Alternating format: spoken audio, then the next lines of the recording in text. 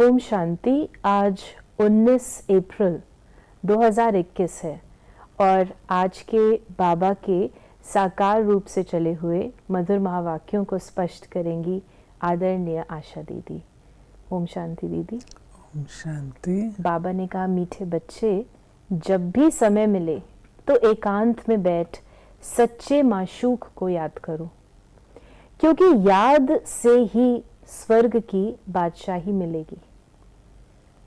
हमारे चारों सब्जेक्ट्स में सबसे ज़्यादा इम्पोर्टेंट सब्जेक्ट याद का है, और वो भी याद बाबा कहते एक तपस्या के रूप से है। याद के कई प्रकार, हम कोई चीज़ देखते हैं बाबा याद आता है, माँ वाक्य पढ़ते हैं बाबा याद आता है, और भी सारा दिन अपनी सेवाओं में रहते हैं बाबा याद आता है। लेकिन जब बाबा ये कहता है एकांत में बैठ करके, वो याद तपस्या वाली है।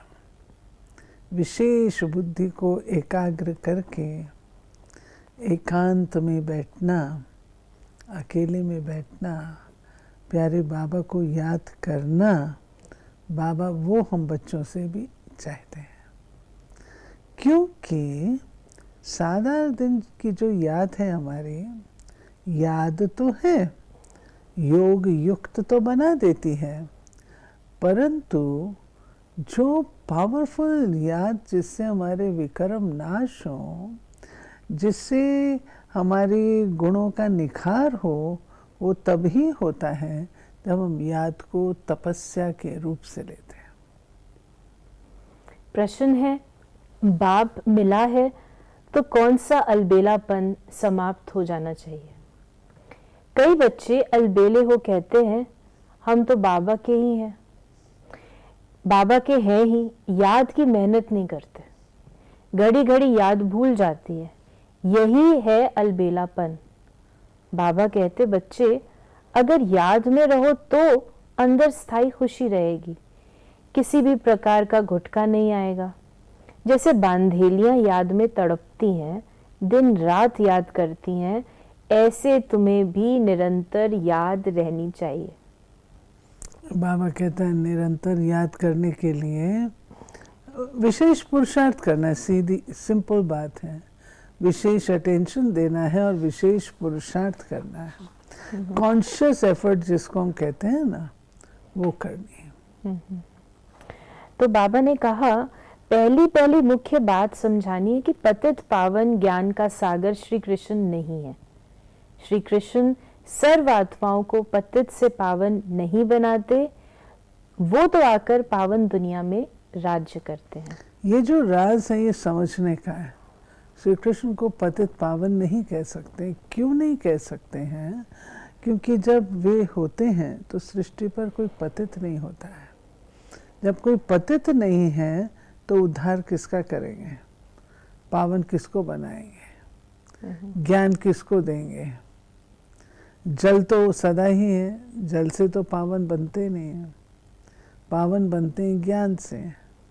तो वो तो वैकुंठ के नाथ हैं। वैकुंठ में असुर तो आ नहीं सकते हैं।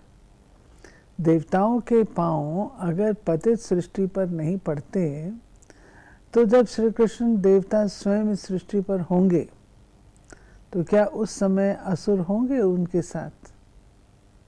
अगर असुर भी हुए, देवता भी हुए, तो वैकुंठ का आनंद ही क्या? इसलिए बाबा कहता है थोड़ा सा इसको सोच समझ करके अगर अध्ययन करेंगे तो श्री कृष्ण को पतित पावन कोई भी कीमत पर कहा ही नहीं जा सकता, क्योंकि पतित को पावन बनाने वाला परमात्मा स्वयं है, और श्री कृष्ण के काल में कोई पतित आत्मा होती ही नहीं है। यहाँ है ब्रह्मा सरस्वती, वो सरस्वती अडॉप्टेड बच्ची है। इनका असल नाम लखीराज था, फिर इनका नाम रखा ब्रह्मा। शिव बाबा ने इनमें प्रवेश किया और राधे को अपना बनाया, नाम रखा सरस्वती। सरस्वती का ब्रह्मा कोई लौकिक बाप नहीं ठहरा, इन दोनों के लौकिक बाप अपने अपने थे, अभी वो नहीं है। ये शिव बाबा ने ब्रह्मा द्वारा अडॉप्ट किया है।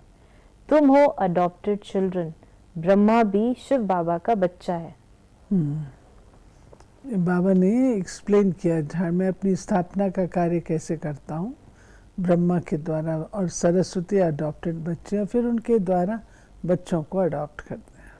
कलकत्ता में ब्रह्मपुत्र नदी बहुत बड़ी है क्योंकि उनका नाम, उनका सागर से कनेक्शन है। उनका मेला बहुत बड़ा लगता है, यहाँ भी मेला लगता है।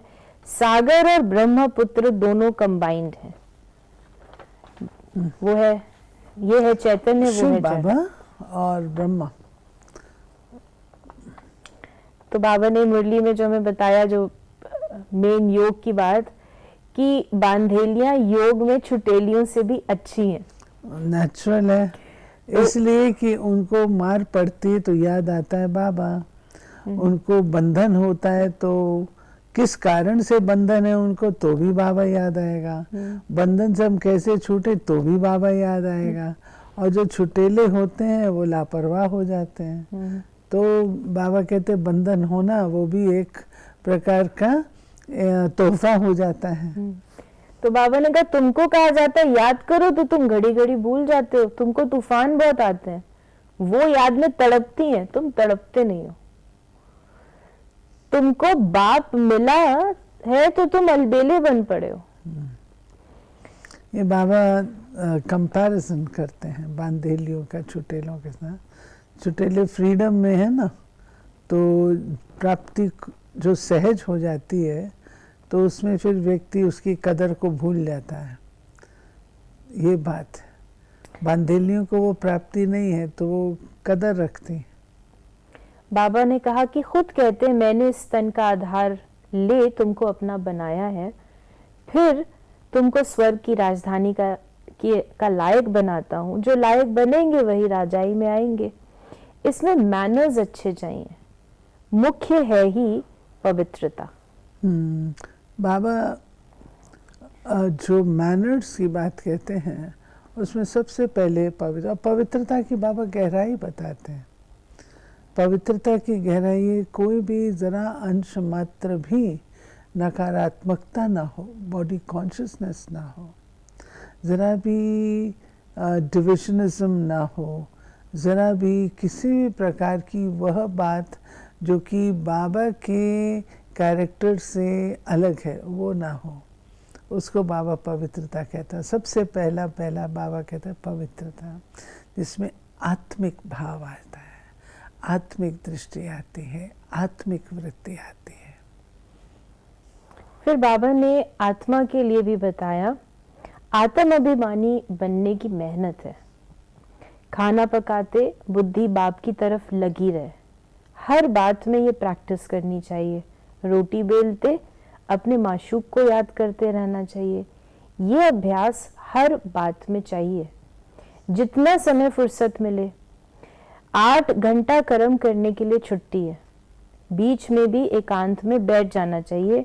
तुम्हें सबको बाप का परिचय भी सुनाना है, आज नहीं सुनेंगे तो कल सुनेंगे।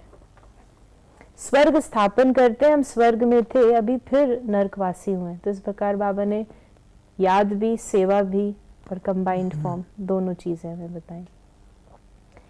ये जो है ना, बाबा ने जो हमको योग सिखाया है वो हमारा जीवन योगी बनाने का है। योग लगाने की चीज़ नहीं, योग करने की चीज़ नहीं, परंतु टोटल जीवन ही योगी हो, तार जुटी ही रहे। बाबा ने कहा ना, खाना बनाते समय भी कौन याद आए, हाथ कारडे दिल यादे। इसको कर्म योग कहते हैं।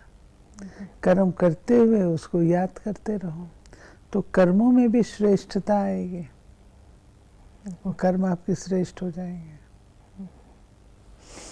परंतु पवित्र तो जरूर बनना पड़ेगा। दे दान तो छूटे ग्रहण। अभी भारत पर राहु का ग्रहण है, फिर बृहस्पति की दशा शुरू होगी 21 जन्मों के लिए। तुम बच्चों पर अभी बृहस्पति की दशा बैठती है, सिर्फ वृक्ष पति को याद करो, पवित्र बनो, बस। आज का वरदान है, ये जो है ना बृहस्पति की दशा, ये भी समझने की है। ऐसे बृहस्पति को अच्छा मानते हैं ग्रह, और इस दिन बच्चों को स्कूल भेजते हैं और अच्छे अच्छे काम करते हैं। तो बाबा ने कहा कि बृहस्पति अर्थात वृक्षपति, जो आत्माएं वृक्षपति के संरक्षण में आ जाती हैं तो उनकी फिर सदा उन्नति उन्नति उन्नति उन्नति चलती है। बाबा ने आज का वरदान हमें दिया है, भोलेपन के साथ ऑलमाइटी अथॉरिटी बन माया का सामना करने वाले शक्ति स्वरूप भव। कभी कभी भोलापन बहुत भारी नुकसान कर देता है, सरलता भोला रूप धारण कर लेती है, लेकिन ऐसा भोला नहीं बनो जो सामना नहीं कर सको। सरलता के साथ समाने और सहन करने की शक्ति चाहिए। जैसे बाप भोलानाथ के साथ ऑलमाइटी अथॉरिटी है, ऐसे आप भी भोलेपन के साथ साथ शक्ति स्वरूप बनो तो माया का गोला नहीं लगेगा। माया सामना करने के बजाय नमस्कार कर लेगी। बाबा को भोले बच्चे प्रिय हैं, लेकिन माया से भोले नहीं है।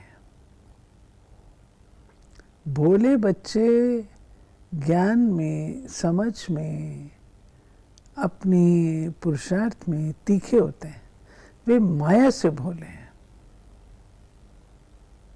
माया का उनके ऊपर परछाया नहीं।